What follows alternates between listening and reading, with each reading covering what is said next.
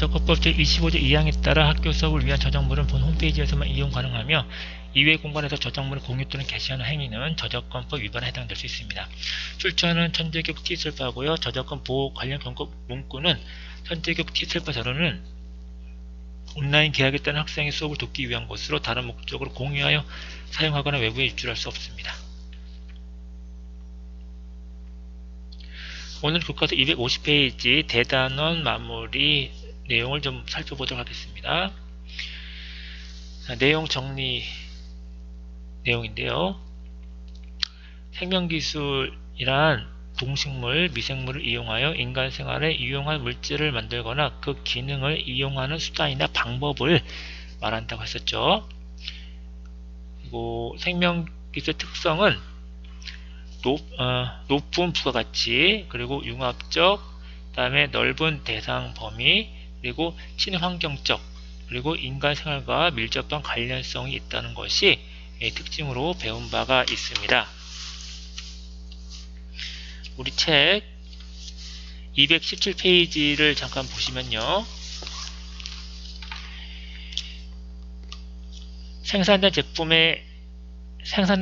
제품이 가지는 결과의 가치가 큰 경우가 많은데요. 예를 들어서 의약품 생산 이런 것들은 이제 부가가치가 높은 그런 경우가 되겠습니다. 지금 이제 코로나 백신도 연구 중에 있는데요. 이런 이제 의약품 생산이 성공했을 경우에는 그 가치가 굉장히 커질 수 있겠죠. 다음에 다른 기술과 융합하는 특성을 보입니다. 제조, 건설, 수송, 정보통신기술 등 다른 기술 영역과 융합해서 발전하는 경우가 많은데요. 스마트폰 건강진단이 책에 예로 나와 있었죠. 우리가 병원 가는 것이 이제 부담이 아닐 수가 없는데요. 스마트폰으로 건강진단을 한다면 병원을 가지 않고도 우리가 건강진단을 받을 수 있는 거라 상당히 편리한 기술이 아닐 수가 없는데요. 이 스마트폰으로 건강진단을 한다면 이것은 생명기술과 정보통신기술이 융합한 경우라고 볼 수가 있겠죠. 다음에 친환경적인 기술이 바로 생명기술이 되겠습니다. 오염된 환경을 회복하고 자연 그대로의 환경을 보존하는 것을 추구하는데요.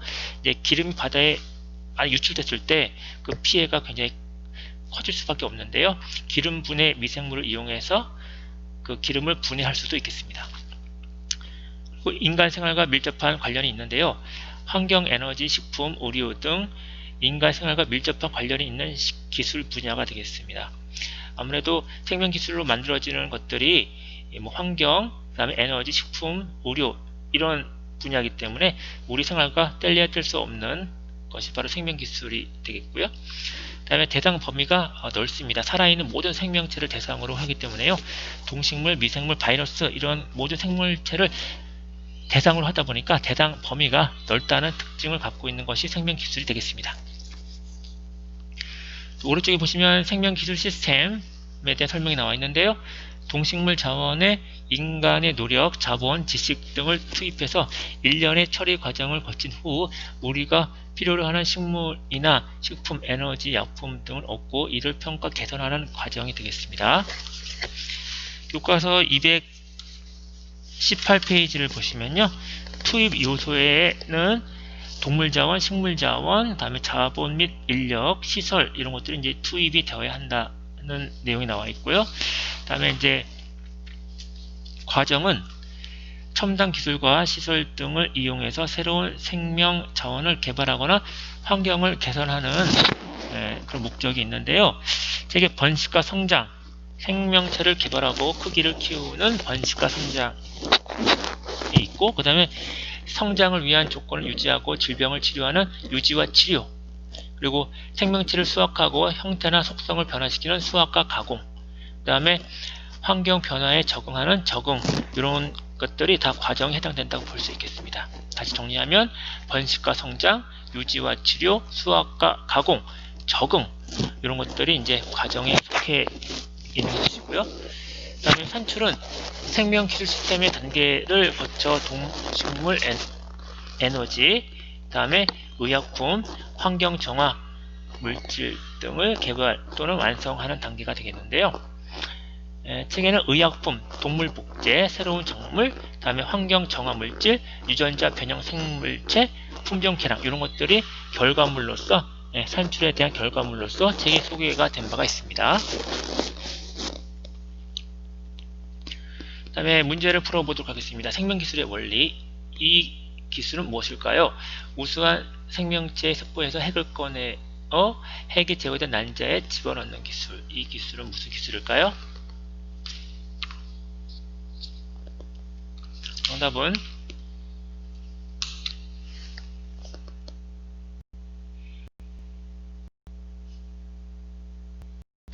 핵 치환 기술 또는 핵 이식 기술이라고도 합니다.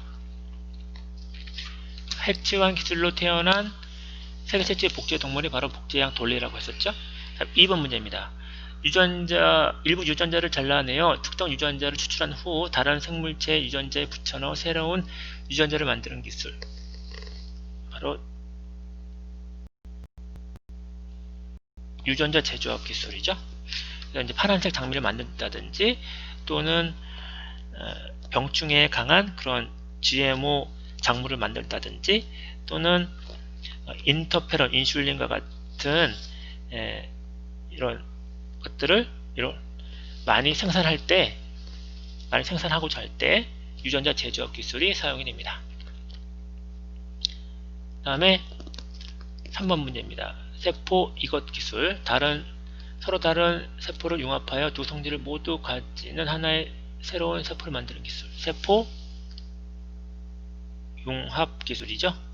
포마토라든가 가자 또는 무추 이런 것들을 만들 때 세포 융합 기술이 사용되고요. 단클로랑체를 만들 때도 세포 융합 기술이 사용된다고 했었죠. 포마토는 토마토 플러스 감자, 가자는 가지 플러스 감자, 그리고 무추는 무 플러스 배추가 바로 세포 융합 기술로 가능한 것이죠. 다음 밑에 내용 보시면 조직 배양 기술인데요. 생명체 조직의 일부나 세포를 분리하여 인공적인 환경에서 분화, 배양, 증식하는 기술, 이것이 조직 배양 기술이 되겠습니다. 그래서 우리가 멸종 위기종 또는 산삼과 같이 먹기에는 부담스러운 가격이니까 우리가 먹을 수가 없지 않습니까? 그래서 산삼을 개체수를 많이 늘린다든지 또는 천연기념물의 개체수를 늘려서 멸종 위기에서 벗어나게 할 수가 있는 것이죠. 조직을 떼어내서 배양하는 조직 배양 기술. 말 그대로죠. 조직을 이제 떼어내서 이제 배양액에서 배양을 하는데 이것이 앞서 나온 세포 융합 기술에도 사용이 되고요. 또는 불임이 아니라 요즘엔 난임이라고 하는데 이 난임 치료에도 사용이 됩니다. 그러니까 시험관 아기를 만들 때도 이 시험관에서 수정란을 곧바로 엄마의 자궁 내벽에 착상시키는 것이 아니라 조직 배양을 해서 사이즈를 키워서 자궁 내벽에 착상을 시킵니다. 따라서 시험관 아기를 만들 때도 우리가 조직 배양 기술이 사용이 된다는 것이죠. 다음에 생명기술의 활용 분야입니다. 농업 및 식량 분야, 대체 식량 확보, 수확량 증대 등의 연구에도 이 생명기술이 활용이 되고 있고요. GMO를 만들어서 병충해에 강하거나 제초제를 잘 분해하는 그러한 능력을 갖춘다면 수확량을 증대시킬 수 있을 것입니다. 대체 식량 확보, 그러니까 수업 시간에 배운 그 배양육 그리고 합성우유 이런 것들이 대체 식량으로 말할 수 있겠습니다. 다음에 4번입니다. 이것 분야는 질병의 조기 진단과 체계적인 건강관리, 맞춤형 치료 등 이렇게 나와 있는데요. 이 4번은 정답이 무슨 분야일까요? 질병의 조기 진단과 체계적인 건강관리, 맞춤형 치료. 이것은 의료 분야가 되겠습니다. 환경 분야입니다. 이것 플라스틱, 식물 및 미생물에 이용한 정화. 정답은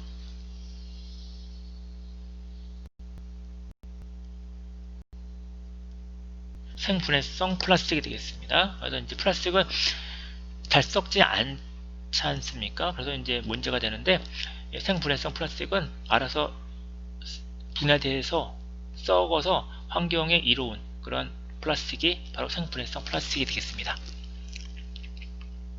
또는 식물 및 미생물을 이용해서 오염된 환경을 정화할 수도 있겠습니다. 다음 6번입니다. 이것뿐이야. 바이오 에탄올, 바이오 디젤, 바이오 부탄올, 바이오 가스. 6번은 무슨 분야일까요? 에너지 분야가 되겠습니다. 사탕수수 옥수수를 이용해서 우리가 바이오 에탄올을 만들 수가 있습니다.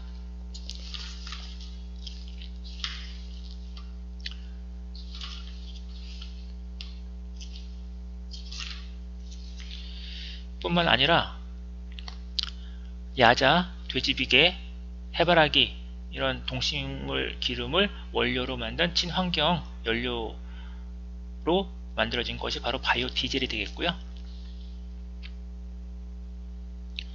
그 다음에 바이오 부탄올은 폐목재, 볏짚, 해조류 등에서 추출한 포도당과 박테리아를 이용해서 한 연료가 바로 바이오 부탄올 되겠습니다.